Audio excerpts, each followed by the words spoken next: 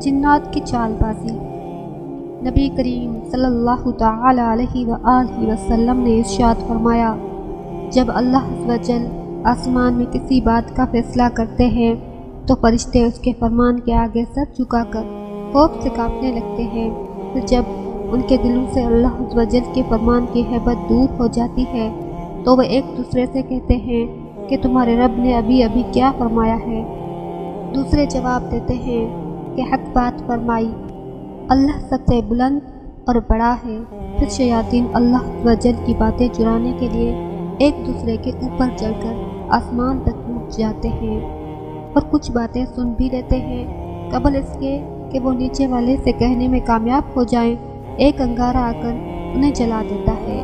کبھی وہ کوئی ایک بات اپنے نیچے والے شیطان کو بتانے میں کامیاب بھی ہو جاتا ہے، حتیٰ کہ پھر وہ بات شیاطین اپنے دوست جادوگروں، کاہنوں اور نجومیوں کو جا کر بتاتے ہیں، اور وہ اس ایک سچی بات کے ساتھ 100 جھوٹ ملا کر لوگوں میں پھیلا دیتے ہیں۔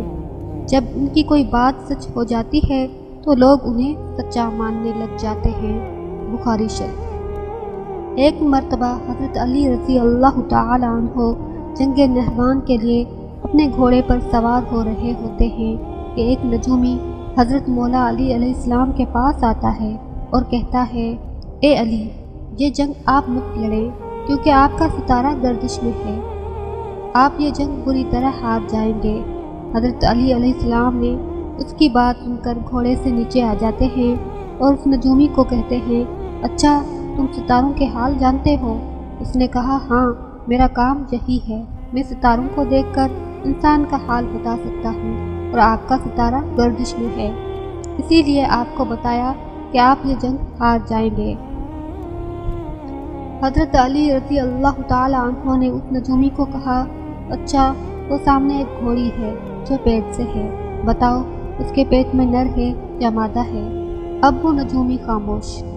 تو حضرت علی علیہ السلام نے کہا، تم تو کہہ رہے تھے کہ میں ستاروں کے حال جانتا ہوں، یہ تو تمہاری نظروں کے سامنے ہے، تم تو اس کا حال بھی نہیں جانتے۔ پھر حضرت علی علیہ السلام نے کہا، اچھا بتاؤ کون سا ستارہ جب ٹوٹتا ہے تو اوپر پر ایک حرکت ظاہر ہوتی ہے؟ اب پھر وہ نجومی خاموش۔ تو حضرت علی علیہ السلام نے کہا، اچھا اس میرے گھوڑے کے پاؤں کے نیچے زمین پر ایک چیز ہے، بتاؤ وہ کیا ہے؟ تو نجومی پھر خاموش۔ تو حضرت علی رضی اللہ تعالی عنہ نے کہا، تم آسمان کے تو کیا زمین پر تمہاری نظروں کے جو سامنے ہے وہ بھی نہیں جانتے۔ سنو اے شخص، میں علی اب تجھے بتاتا ہوں کہ علی کی زندگی کی سب سے کامیاب یہ جنگ ہوگی۔ میرے 10 لوگ بھی اس جنگ میں نہیں شہید ہوں گے اور میرے مخالف کے 10 لوگ بھی نہیں بچیں گے۔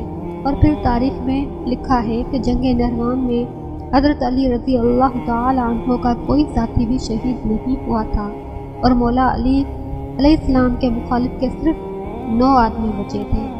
سبحان